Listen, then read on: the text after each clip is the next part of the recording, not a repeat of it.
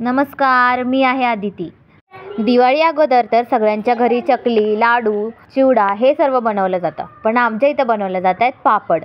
आमच्या आईने पापडचं पीठ आदल्या रात्रीच मळून ठेवलं होतं, त्यामुळे आज पीठ मळायचं काही टेन्शनच नव्हतं। आज फक्त पिठाला थोडंसं मळून त्याचे गोळे बनवून पापड बनवायचे होते। मस्त हवेशीर बसून गप्पा मारत मारत पापड बनवायचे, म्हणून आम्ही टेरेसवर येऊन पापड लाटायला सुरुवात केली। एकीकडे आई पिठाचे गोळे बनवतीये, तर दुसरीकडे मावशी, मम्मी आणि मामी पापड लाटायला बसलेत। मी आणि सई म्हणजेच माझ्या मामाची मुलगी, आम्ही तर काय मदत केली नाही, पण आम्ही फक्त पापड वाळू घातले। खरं तर दिवाळी हा सण पूर्ण फॅमिलीने एकत्र येऊन गप्पा गोष्टी करून चकली, लाडू, करंजी, चिवडा, अनारसे हे पदार्थ खाऊन पूर्ण फॅमिलीने एकत्र टाईम स्पेंड करावा म्हणून आपण दिवाळी हा सण साजरा करतो। पण आमची दिवाळी ही पापड लाटता लाटताच सुरू झाली, किंवा म्हणू शकतो आम्ही दिवाळी साजरी केली। दिवाळीमध्ये फराळाला महत्त्व असतंच, पण कुटुंबाने एकत्र येऊन हसत खेळत गप्पा गोष्टी करत टाईम स्पेंड करणं ही म्हणजे खरी दिवाळी। कोणाचा पापड मोठा बनत होता, कोणाचा छोटा, कोणाचा पातळ, कोणाचा जाड, कोणाचा फाटत होता तर कोणाचा चिकटत होता। पण हा जो टाईम स्पेंड केलेला आहे, त्या टायमाला जो महत्त्व आहे ते आपल्याला आत्ता नाही कळणार, पण थोड्या दिवसांनी जेव्हा आपण हे मेमरीज जे आपण कलेक्ट केले ते आपण आठवू, किंवा आपण एखादा व्हिडिओ किंवा फोटो बघू, त्यावेळेस आपल्याला वाटणार की हे मेमरीज किती प्रिशियस आहेत।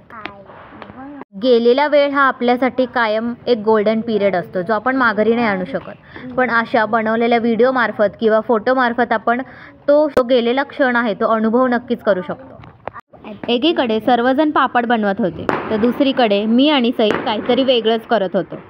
आम्ही दोघी मिळून बनवत होतो रंगोली पॅचेस। अर्थातच फर्स्ट ट्रायमध्ये इतकं परफेक्ट तर नक्कीच बनणार नाही आहे, पण इतकं पण वाईट नव्हतं बनलं। पहिले तर आम्ही प्लास्टिक पेपरवर एक कमळाचं फूल बनवून घेतलं, मग त्याला व्यवस्थित कट केलं आणि त्याच्यावर ग्लू व्यवस्थित लावून घेतला। त्यानंतर आम्ही त्याच्यावरती रांगोळी टाकली। दुसरीकडे सार्थक मशीनवरती पापड बनवायचा ट्राय करत होता। नक्कीच फर्स्ट ट्राय कोणाचाच परफेक्ट नसतो। त्यांनी डायरेक्टली तो गोळा पिठासोबत त्या मशीनमध्ये ठेवल्यामुळे तो तिथे चिपकून बसला। खरं तर ह्या मशीनमध्ये एक प्लॅस्टिकचा पेपर आणि तेलाचा वापर करून पापड बनवले जातात, पण ते आम्हाला माहीत नसल्या कारणामुळे आमचा गोळा त्या मशीनला चिपकून बसला। फर्स्ट ट्राय जर परफेक्ट असता तर लोकांनी सेकंड ट्राय करायचं, थर्ड ट्राय करायचं तर सोडूनच दिलं असतं। फर्स्ट ट्राय केल्यामुळे आपल्याला आपली जी पण काही चुकी आहे ती कळते आणि नेक्स्ट टाईम आपण ते काम करताना सावधानी बाळगतो।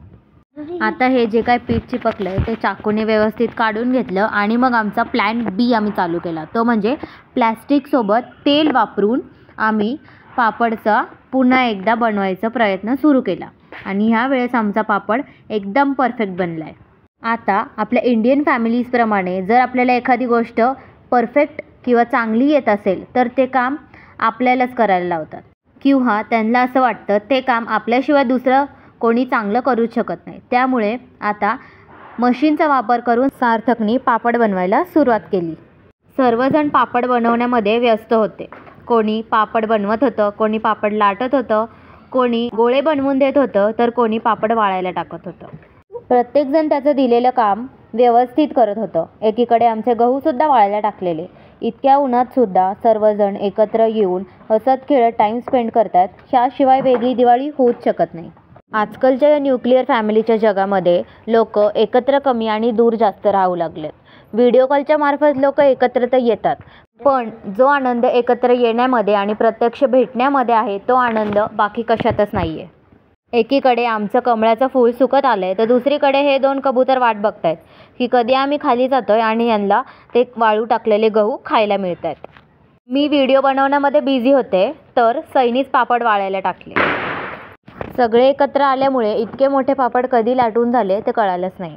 या पूर्ण व्लॉगमध्ये पापड वाळू घालताना किंवा पापड लाटताना मी तर कुठेच दिसत नाही आहे। मी पापड लाटायचं सोडून बाकीचेच कामं जास्त करते आहे। तर मी घरी येऊन सर्वांसाठी कोल्ड कॉफी बनवते आहे, तर माझं कोल्ड कॉफी बनवायला इतका टाईम लागला की यांचे पापडसुद्धा बनवून झाले।